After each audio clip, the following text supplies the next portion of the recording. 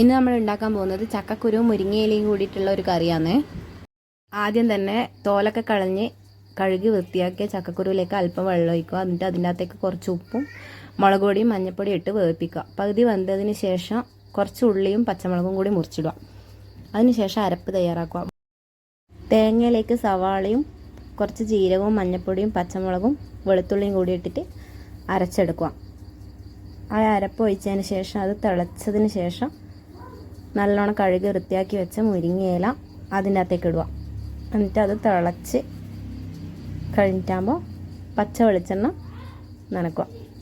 നമ്മളെ മുരിങ്ങയിലയും ചക്കക്കുരും കൂടിയുള്ള കറി ഇവിടെ റെഡി ആയിട്ടുണ്ടേ. ഇതാ ഒരാൾ ചട്ടിയിലെല്ലാം കഴിക്കുന്നുണ്ട് കേട്ടോ.